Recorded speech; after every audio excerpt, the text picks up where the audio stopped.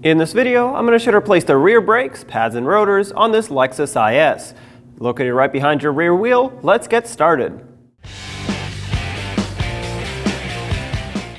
With the vehicle safely raised and supported, use a 21mm socket, remove all 5 lug nuts, and then pull the wheel off.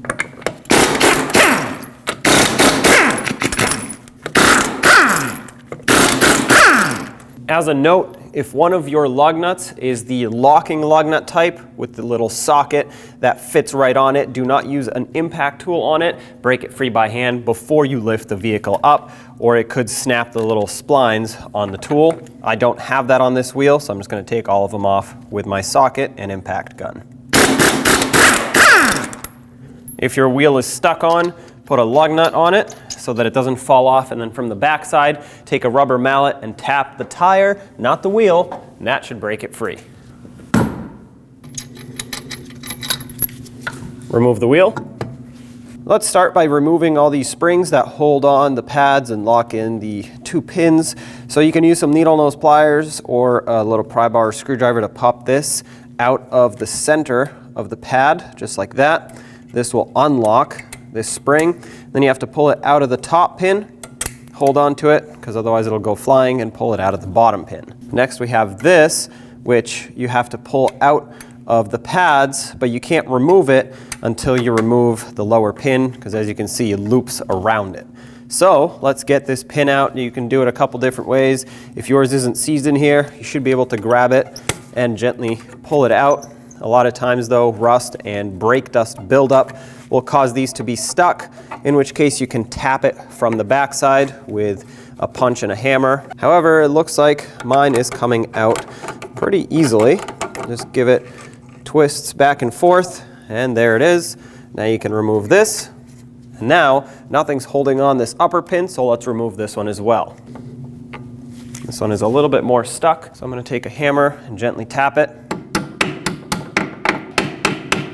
Now I'll use some larger pliers so I can get a better grip. Twist and pull.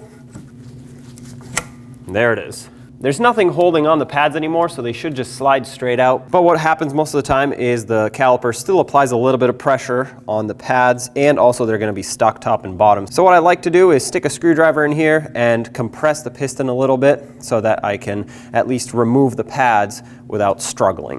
I'm going to use this little pry bar and just pry this in a little bit, and this should give me just the amount of space I need to free up the pads. There we go. You're gonna have to go back and forth on these. There's one. This one's quite stuck in here. That's most likely due to rust. And there it is. Inspect and clean the boot of the piston around here. If it's wet, you have a leak and you need to replace the caliper. Also, if the boot is torn, it's compromised, and you need to replace the caliper. I want to compress the piston. At this point, it's easiest, at least I find it easiest, to do it while this is still mounted. So I'm going to remove the cap off of the bleeder screw so I can open the bleeder screw. And I have a collection bucket that has a little hose on it.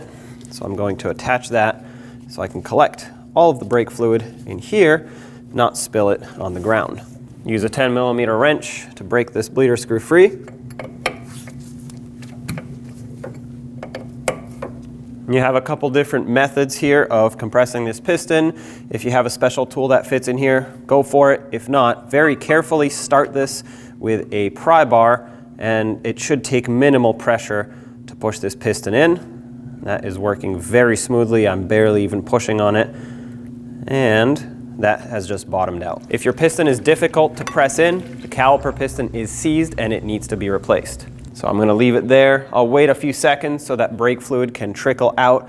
If in case any air got in, well, it's not going to be in the caliper anymore. It'll bleed out through the little hose I attached. And at this point, I can close off the bleeder screw. Snug this up just a little bit. I'm going to remove my hose, wipe off any brake fluid that may have spilt, cap it off, and let's continue with our job. Once again, while this is mounted, I'm going to clean this here, and in the same area at the top. This is where the pads sit, and I don't want rust and debris to build up here and get the pads stuck. As you could see before when we removed them, they were a little bit stuck, so I have a little bit of cleanup to do. I found this easier to do while it's mounted because it's not moving around. Take a wire brush and just clean up the surface. If you need to sand it down or file it because of excessive rust buildup, be careful how much you sand or file. You don't want to remove too much material, then the pads will move around too much.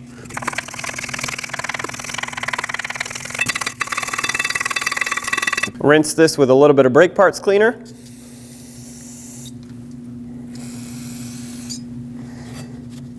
Wipe it off. At the top, you'll see a 19mm headed bolt. This is actually the slider pin, goes all the way through and bolts the caliper onto its bracket. Let's break this free. Now there is only one at the top because the bottom, you'll see in a second, just slides right out. There's no bolt head. Unthread this all the way and remove it.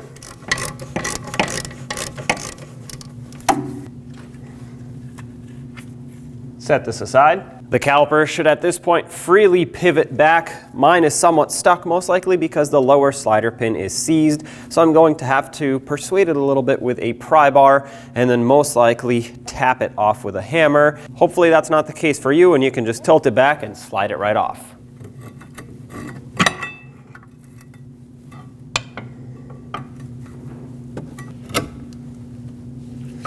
Now I need some more space over here to tap this out, so what I will do is remove the rotor next. That'll give me the space I need to get the caliper off the rest of the way, and then we can continue. Once again, hopefully you can just slide this right out. The rotor may or may not slide right off at this point. Mine is seized onto the hub, so what I'm going to do is use a hammer, tap right between the lug studs, and that should break it free from the hub. We may have to de-adjust the parking brake shoes a little bit, and that means bringing them in right through this opening, but we'll see about that once it actually breaks free from the hub. Careful not to hit the studs. And that broke free, so I'm going to try and remove it. And as I suspected, it is stuck right over here. So what I will do is spin this to right about here, where the plug faces the back of the vehicle. I'm going to remove this plug. And now with a screwdriver, I can access the adjuster right through here. It'll be somewhat difficult to see, but I'll show you once the rotor is off. There's a little star wheel adjuster that you can spin one way or the other, and that'll either bring the shoes closer together or expand them. Obviously, you want to bring them closer together. If you look with a flashlight, you can typically see it. And you don't really know which direction to go at first, so try it out. And if it gets worse, well, go the other way. If it's better, then keep going. I'm pretty sure I got it right the first time. Let's try now. Perfect. Take that rotor off, and right there is that little adjuster that I was talking about. And all I did was I went through this opening and spun it. For me, from the front, I had to push towards the back of the vehicle, and that brought the shoes closer together. Okay, after a little bit of hammering, I was able to get this to break free, push it off of this slider, and there's your caliper. Secure this with a bungee cord so it doesn't pull on the brake hose. Let's clean up the surface of the hub. This one's not in too bad of shape, so a wire brush should do the trick, but I just want to get rid of the rust, surface rust that is, and some of the corrosion on here. I just want to make sure the rotor will mount flat so that we don't get any pulsations or uneven brake wear.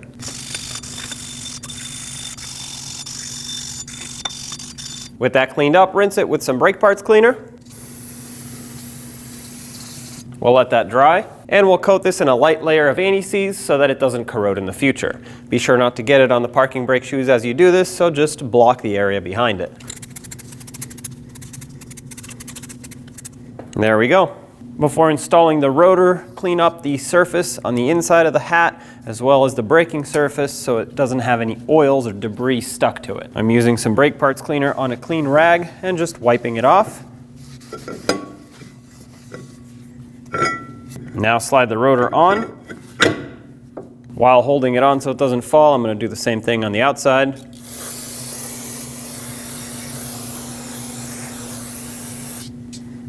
Now I know my parking brake shoes are completely de-adjusted, so I'm going to put the rotor opening right over here on the back side of the vehicle so I can adjust the parking brake shoes. One other thing I want to do is take an old axle nut and put it on one of the lug studs with a lug nut on. That's going to hold the rotor flat up against the hub so it doesn't fall off. If it falls off, yes, you can push it on, but not only is it a hassle, also it can actually indicate the wrong adjustment of the parking brake shoes because it'll be at an angle. Take any sort of spacer that you have. I'm using an old axle nut and a lug nut. I'm going to make sure this is seated, and I'm just going to tighten it up by hand. That's all you need so it can sit flat. Now let's take a screwdriver and spread the shoes apart until they start touching. Then I'll back them off a little bit until we have the right adjustment. What you're looking for with parking brake shoes is to almost not even hear them touch. You want to hear them maybe touch the rotor once in a while as you rotate, but that's it. Otherwise, they're too far adjusted. These are not drum brakes. I know for drum brakes you need a little bit of drag, but on parking brake shoes you do not. Otherwise they will overheat as you drive and it will wear them down, and it's actually going to cause these to potentially lock up the wheel.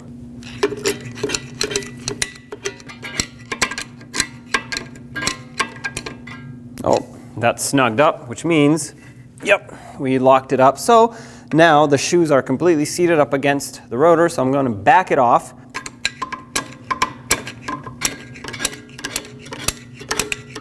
Just a couple clicks, that's all it takes.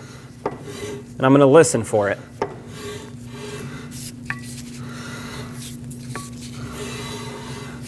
Okay, so it's hard to tell because the other side is audible as well, but I'm pretty sure this is actually perfectly adjusted right here. So what I will do now is go inside the vehicle, apply the parking brake. That's going to center the shoes up nicely in here. We'll test it again and then either adjust further or remove some adjustment to get it just right.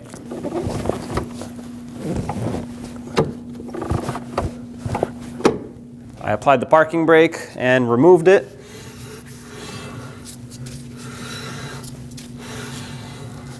So I hear it at times, but a little bit too much for my liking. So I'm just going to bring it back a couple clicks. That's it.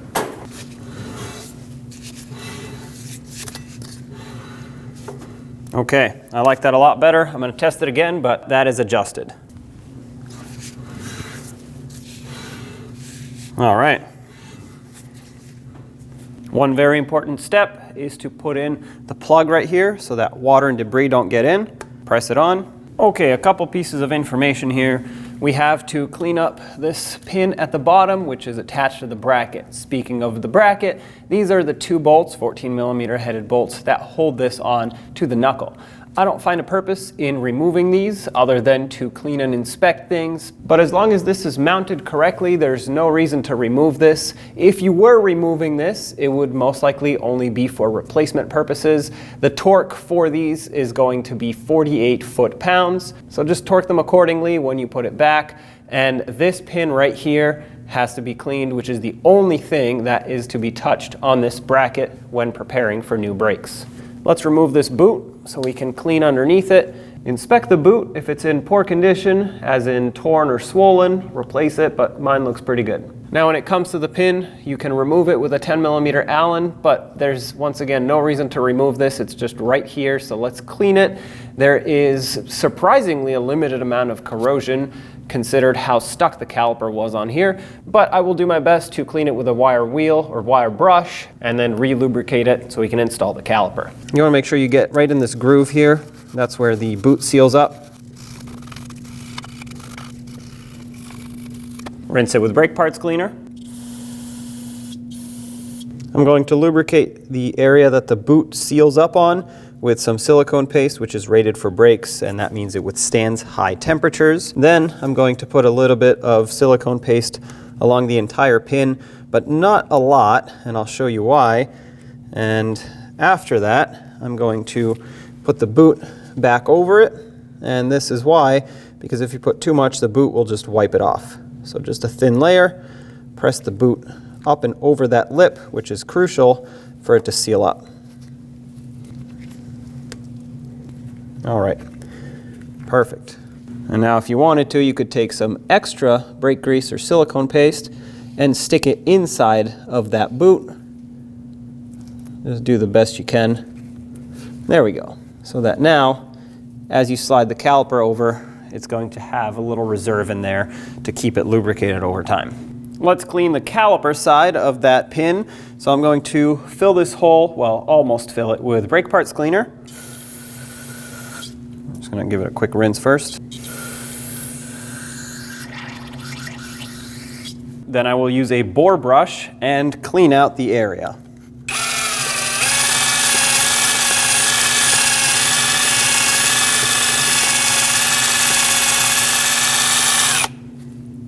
Rinse it out. I want to make sure that lip on the outside is clean too. And I'm going to make sure that it is lightly lubricated with some silicone paste so it can slide on easily. And of course, right up here where the boot seals up. Now take your caliper, slide it over that pin, and press it on all the way. What you're looking for is that boot to be seated completely. Press it and use a little screwdriver to pry it away to release any excess air that might be built up in there as you press it on. And that is properly installed. Lubricate the top slider pin boot where this goes through, and this is the one that we unthreaded earlier. Bring your caliper up into position and get the pin through and thread it on. Make sure this slides properly, which it does. Tighten this up. Snug it and torque this to 18 foot-pounds. That's it. Now when it comes to the caliper, which is where the pads ride, typically I like to avoid putting silicone or brake grease on here because this will collect a lot of junk. However, because I had to clean it, there is now somewhat exposed fresh metal here and there's already rust buildup. So I'm going to very carefully apply a very thin layer of silicone paste that is, of course, like I said, rated for brakes.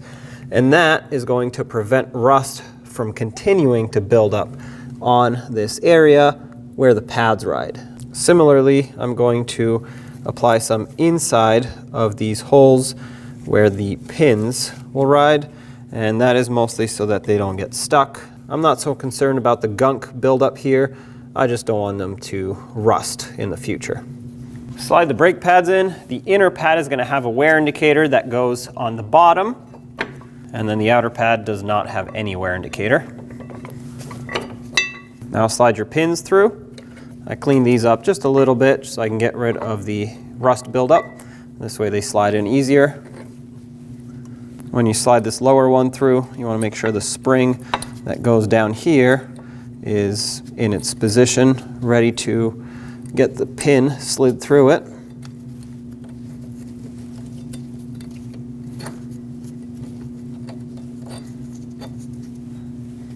And then we'll just hook this onto the pad.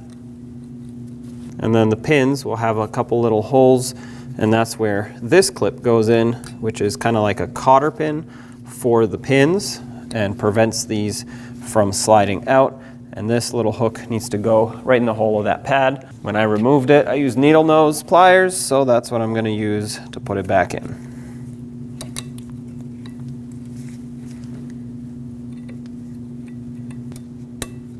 And that is installed.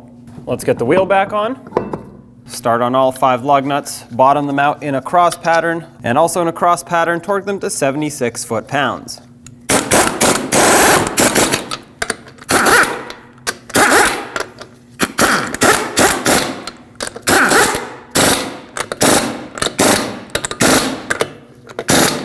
"76 foot-pounds in a cross pattern, here we go.